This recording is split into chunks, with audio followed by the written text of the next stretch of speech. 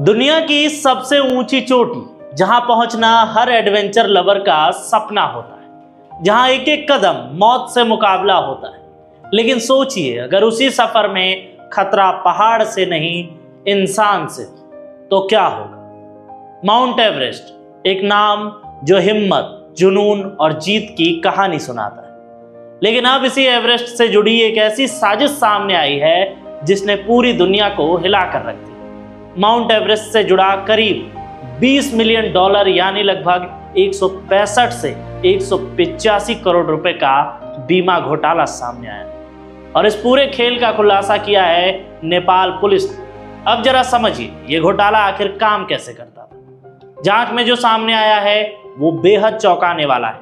आरोप है कि ट्रैकिंग गाइड, जिन पर पर्यटक अपनी जान से भी ज्यादा भरोसा करते, वही गाइड उनके खाने में बेकिंग सोडा मिला देते थे। जी हाँ, एक ऐसा पदार्थ जो शरीर में जाते ही पेट को बुरी तरह से खराब कर देता है। ऊंचाई जहां पर ऑक्सीजन पहले से ही कम होता है, वहां यह समस्या और भी खतरनाक हो जाती है।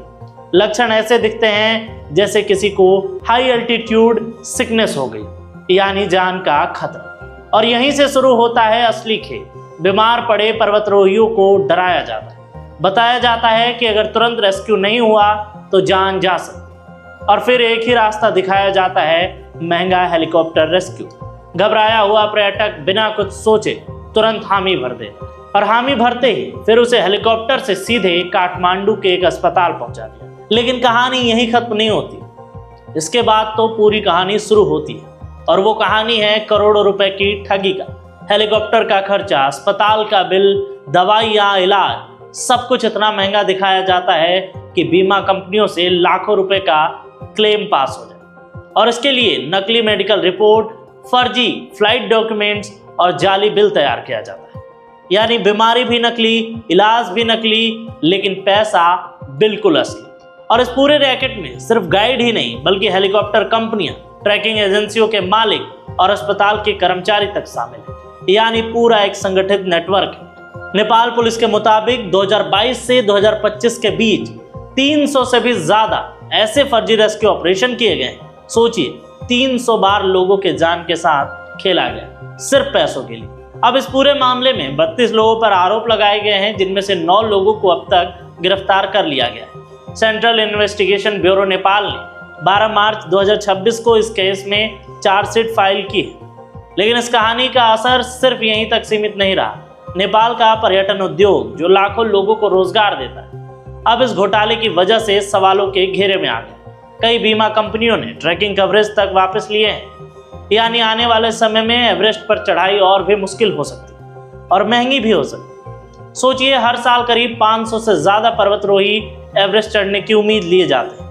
लेकिन अब उनके मन में एक डर हो, और जिस गाइड पर वो भरोसा करते हैं, क्या वे सच में उनका साथी बनेंगे या फिर किसी साजिश का वो हिस्सा बने। यह मामला पहली बार 2018 में सामने आया था, लेकिन तब इसकी शिकायत उतनी गहराई से नहीं ली गई थी। फिर 2025 में केस दोबारा खोला गया और अब जो सच्चाई सामने आ रही है वो किसी फिल्मी कहानी से कम नहीं लग रही। लेकिन असली सवाल यही है कि क्या अब एवरेस्ट जैसे खतरनाक मिशन पर भरोसा किया जा सकता है? क्या सरकार और एजेंसियां इस तरह के रैकेट को पूरी तरह से खत्म कर पाएंगी? और सबसे बड़ा सवाल कि क्या अब भी एडवेंचर के नाम पर लोगों की जान के साथ खेला जाएगा? क्योंकि यह दाव सिर्फ पैसों के लिए नहीं है, दाव था इंसानों की जान का। फिलहाल ये घोटाला एक कड़वी सच्चाई लग रही, और जहां भरोसा सबसे कम होगा, वहीं अगर धोखा मिल जाए तो नुकसान पैसों का नहीं बल्कि इंसानियत के भरोसे का है। अब देखना होगा कि इस घोटाले में आगे क्या होता है। नेपाल का पर्यटन सिस्टम कितना बदलता है, और क्या भविष्य में कोई पर्वतारोही बिना डर के एवरेस्ट की ऊंचाइयों को छू पाएगा? इस कहानी का सबसे बड़ा मोड़ यही होगा।